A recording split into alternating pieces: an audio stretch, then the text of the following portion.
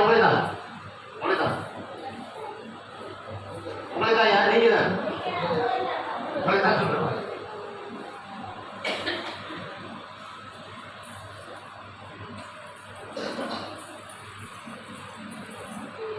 இந்த ஐயா பக்கம் தான் அந்த சிலுவையை எடுத்துட்டு போனேன் இல்லையா? எல்லா பக்கம் வந்தேன், 7 பக்கம் கொண்டு போனேன்.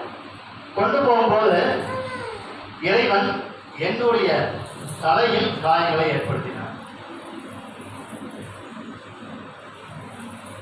முள்முடி காயம் பார்த்துருக்கீங்கல்ல, அந்த காயம்.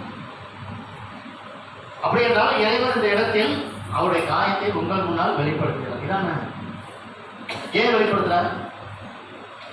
கஷ்டம், குறைகள் எத்தனையோ நினைச்சிருப்பாங்க, நடைபெறாமல் இருக்கிற நிலை. இதுக்கெல்லாம் இறைவன் என்ன சொல்றாருன்னா, நான் இருக்கின்றேன், கலக்காதே, கவலைப்படாதே, கவலைப்படாதே. இறைவன் சொல்ற சாதாரண வார்த்தை அல்ல. இவர்கிட்ட போகும்போது நிறைய குடும்பத்தில் பிரச்சனை இருக்கு, அதை நான் சொல்ல விரும்புகிறேன். இறைவன் தேர்ந்தெடுப்பார், மக்கள் எல்லாத்தையும் தேர்ந்தெடுப்பார், உங்களையும் தேர்ந்தெடுப்பார். அந்த கிட்ட போகும்போது தான் அந்த பெயின் ஸ்டார்ட் ஆச்சு. முதல்ல ஃபர்ஸ்ட் அந்த பெயின் வந்து இந்த அம்மா நிற்கிறாங்க, அந்த நான் போட்டுருக்காங்கல்ல, அந்த அம்மா கிட்ட போகும்போது ஃபர்ஸ்ட் பெயின் ஆரம்பிச்சது. அங்கே போகும்போது பிளட் வந்துச்சு. அப்படி என்றால் இறைவன் இந்த இடத்தில் அவருடைய ரத்தத்தை வெளிப்படுத்துகிறார். இதுதான் இந்த நம்ம உங்களால தான் பேசிக்கிட்டு இருக்கோம். அப்புறம் சிலுவை எடுத்து உங்களால் காமிச்சிருக்கேன், இறைவனுடைய ரத்தத்தை சிலுவையில் நுழைஞ்சிட்டு இருக்குது. இறைவன் எனக்கு காயங்கள் கொடுத்துருக்கார் அல்லவா? எனக்கு இறைவன் காயங்கள் கொடுத்து கொண்டே இருக்கிறார். பல நாட்கள் இப்போ வரைக்கும் கொடுத்துட்டு இருக்கார், இன்னைக்கு கொடுக்குறார். ஆனால் இன்று நான் இந்த இடத்துக்கு கலந்து வரும்போது இறைவன் நான் கேட்ட ஒன்றே ஒன்று, காயத்தை கொடுத்துடாதீங்க. ஏனென்றால் உங்களுடைய மக்களை சந்திக்க நீர் என்னை அனுப்புகின்றீர். யார் மூலியமாக? மதிப்புக்குரிய சகாயம் அண்ணன் மூலமாகவும் வின்சென்ட் அண்ணன் மூலியமாகவும் எங்க அனுப்புறாரு? இந்த இடத்துக்கு அனுப்புறாரு. அப்படியானால் உங்களுடைய ரத்தம் எங்க இருக்கணும்? மக்கள் முன்னால் காண்பிக்கப்பட வேண்டும். மக்கள் முன்னால் காண்பிக்க, உங்களுடைய பிறப்பு ஒரு சரித்திரமாக ஆக்கினீர். அப்படி இருக்கும்பொழுது உங்களுடைய ரத்தம் அந்த இடத்தில் தெரிவிக்கப்பட வேண்டும். நான் வரும்பொழுதுதான் அவர் மதிப்புக்குரிய அண்ணன் வின்சென்ட் என்ன சொன்னாங்க, இது வெர்மான்ஸ் ஃபாதர் மதிச்சு ஆரம்பிச்சது சொன்னாங்க. என்கிட்ட ரொம்ப மகிழ்ச்சியா இருந்துச்சு. ஏன்னால் அவர் ஆரம்பித்த ஒரு இடத்துக்கு இறைவனை அழைத்திருக்கார் அல்லவா?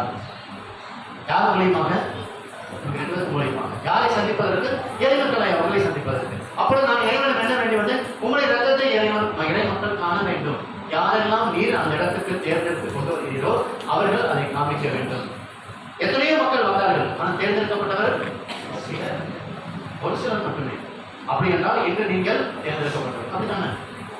அதான் உண்மை. இது அவருடைய ரத்தம். தெரியுதா? தெரியுதா? உங்களுக்கு தெரியுதா?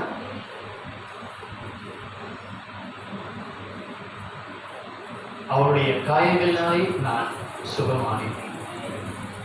அவருடைய காயங்களினாலே நான் சுகமானேன். இது வெறும் வார்த்தை அல்ல, வாழ்வாக்கியவர் இறைவன். இது வெறும் வார்த்தை அல்ல, வாழ்வாக்கியவர் நம் இறைவன்.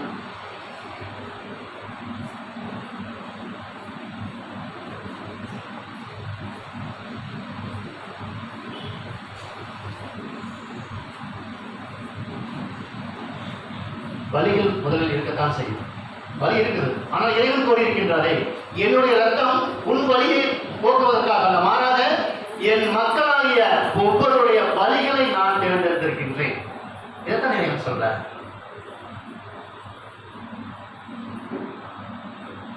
இந்த ரத்தத்தை கண்டுமா நீ இன்னும் வாழ்க்கிறது கேட்கின்றேன்.